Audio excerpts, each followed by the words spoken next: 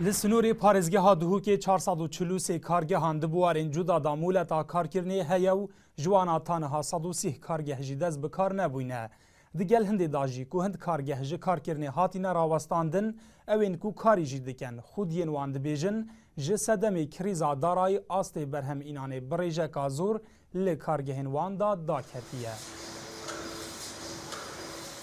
دعم معملانينا المعمل دعمانينا شيء في مشكلة دارية هات يترات خد شغلنا على مرة وستيا وشغل ما ضعيف هم نت ضعيف انا ما يتجرت فجرتنا بدل 15 16 عامل شغل كان سي عامل شغل كان سي عامل جيب درستي شغلنا كمان تقريبا 20 عمل شغل كده كان مستمر حتى تندجر شفت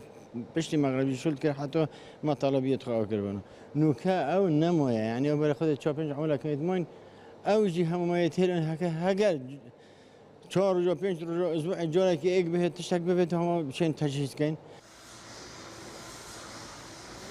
Rêvebera geşepêdana pîşesaziyê li Duhokê jî dibêje. Rêja mûledanê bi kargehan divan 2 salên krîza darayî da bi rêjeka bilindkên bûyne bi ciyawaz digel salên dî û amaje jî kir ku eger krîza darayî berdewam bît ew pêşbînî dikin ku rêja heştê ji sadê kar li kargehên Duhokê bihête rawestiyan. جمارا مولتا سال بو سالی کمتری لیت تندوی قیرانه دا کم بین براوردی بکن 2013 ما 65 کارگه هاد بونه مولت ورگرد بونته دا 2014 14 نیت هاتین کپ نسبت پارزگه ها دو کرد 2015 18 نه حتی نوکیجی تقریبا ما چه مولت ندیونه کسی که هیچ دارن مایت من هاتینه پسند کردن بو سالا 2016 که مولتا دینه کارگه ها دا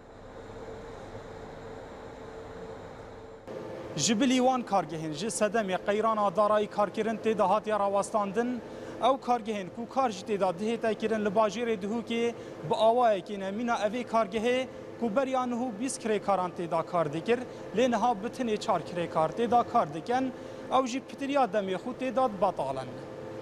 Dilşad Hîmû, NRT, Duhok.